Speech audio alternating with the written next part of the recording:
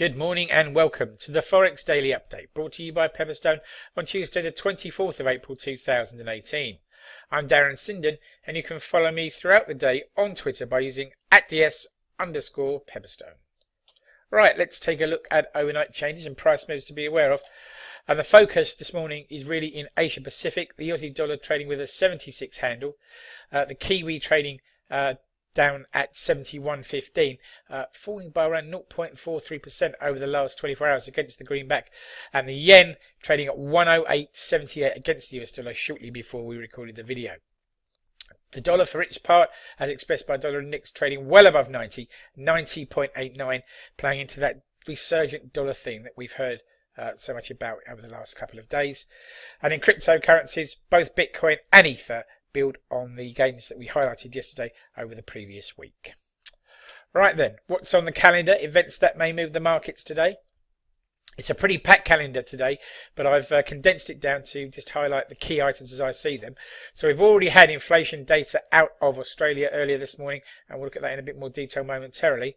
Alongside that, at 5 o'clock GMT, we had leading economic index data from Japan for February, a beat above forecast, but doesn't seem to have helped the yen as we saw earlier. To come then at 8 AM GMT, the influential IFO business climate, current assessment and economic expectations survey data out of Germany. At 8:30, we'll see the UK shine a light on its public sector net borrowing requirement. That's government borrowing for the UK, the difference between income and expenditure.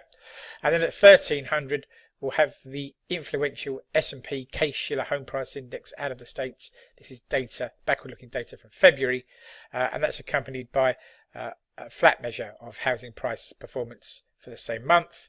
And at 1400, we'll have some slightly more up-to-date data in the form of new home sales month on month for March from the USA.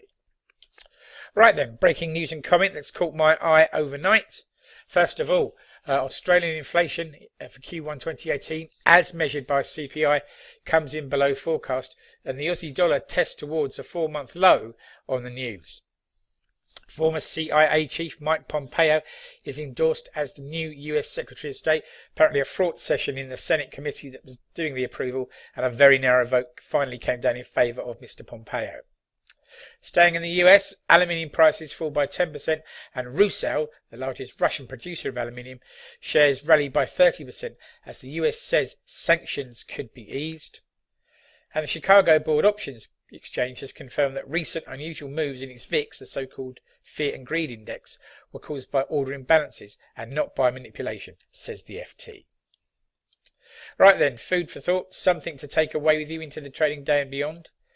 And why not think about this? Ahead of Thursday's ECB interest rate meeting and press conference, we can take a look at the issue facing the ECB, and that is a major and unexpected slowdown in economic activity as measured by PMI data for the Eurozone.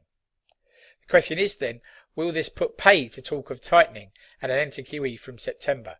And we can see the sharp decline in PMIs since their peak in the early part of 2018, and they have really sold off quite sharply, if I can put it in those terms, and that will give the ECB food for thought, I'm sure. Right then, please take a moment to read the risk warning. Trading CFDs and foreign exchange on margin can be a risky business. If you're in any doubt about those risks or the suitability of the products for you, then please do contact your Pepperstone account representative. Thank you for your time.